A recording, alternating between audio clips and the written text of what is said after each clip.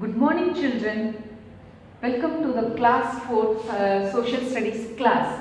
Today our topic is India and its neighbors. So last class itself we were discussing what are the neighboring countries of India. So we discussed the word peninsula. Peninsula means it is surrounded by water on three sides. So India is called a peninsula, and the neighboring countries of India are Pakistan and Afghanistan on the northwest, Nepal, China and Bhutan on the north, Myanmar and Bangladesh on the east, and down south you have islands of Sri Lanka and Maldives.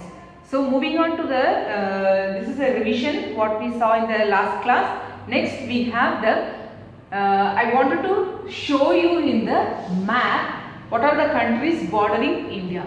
So can you observe here, India map is here. So Pakistan and Afghanistan on the northwest, and Nepal, China and Bhutan on the north, and Bangladesh and Myanmar on the east, and down south you have the Sri Lanka, and here down you have the Maldives. Okay, these are the neighboring countries. Children, take your social science textbook, it is given over there. See in the map what are the countries bordering India. Next, moving on to the physical divisions of India.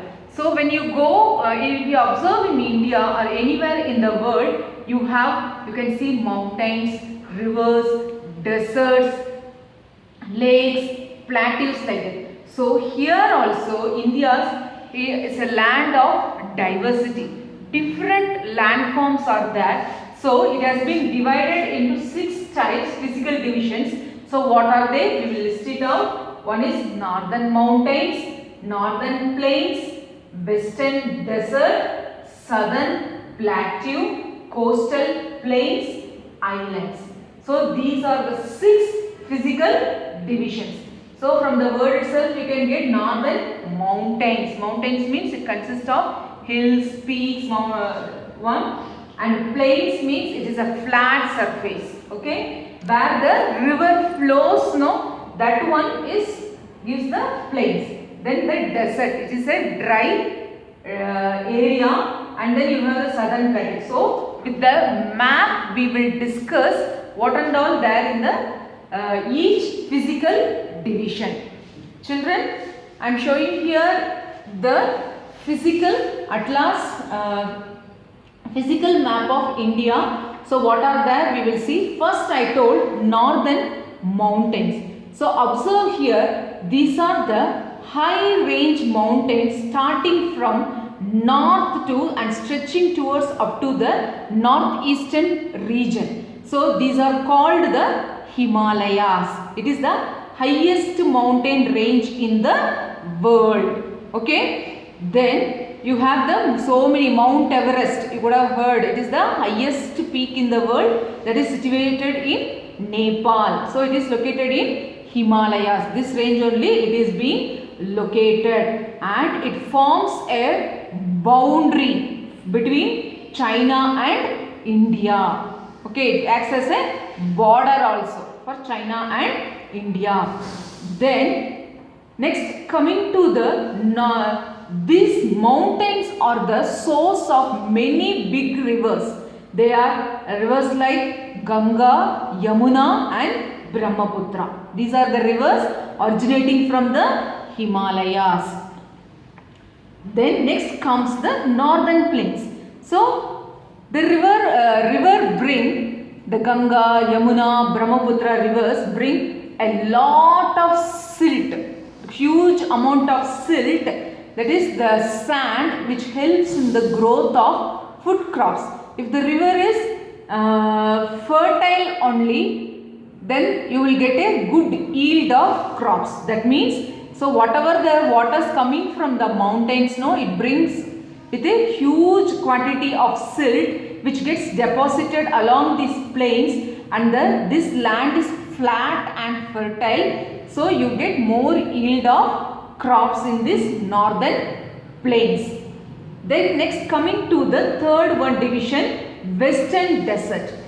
Here western desert is our Thar desert. This Thar desert is the only desert in India It is a dry area, sandy area covered with sand dunes. It receives very less rainfall, so it is of more of dry sand.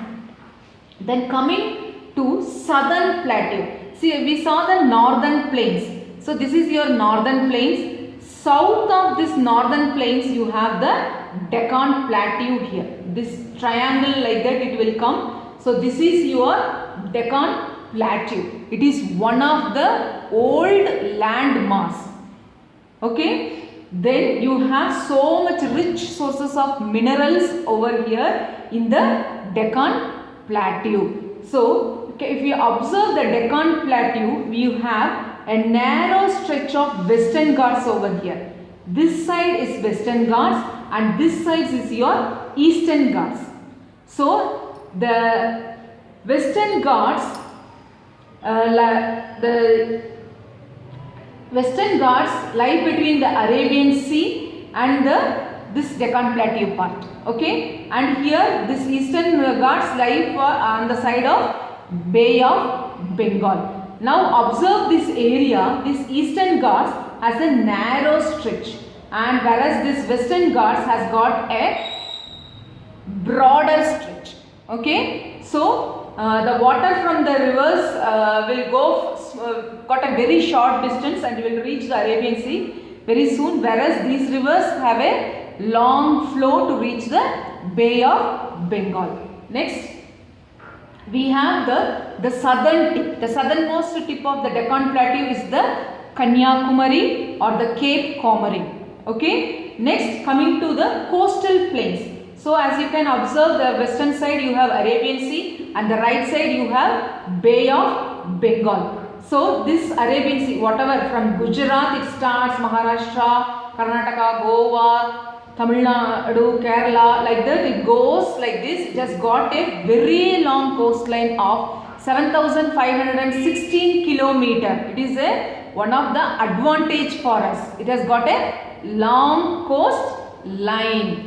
Okay, so many shipping activities happen along these coastal lines, coastal plains. Then you have the islands. So islands means you have, India has two islands. One is Andaman and Nicobar Islands and another one is the Lakshadweep Islands. Lakshadweep Islands are in the Arabian Sea and the Andaman Nicobar Islands are on the Bay of Bengal. Here we can observe, once again I repeat, for India, India map, this one, Kanyakumari is the southernmost tip. But if you actually say the very southernmost tip of point of India is Indira Point in Andaman and Nicobar Islands. Okay children, these are the physical divisions of India and you have to note down all the points, how in northern mountains, northern plains, all these physical divisions, what are the observations we make, that one you note down and I will give class notes for you. Okay, see you in the next class. Thank you children.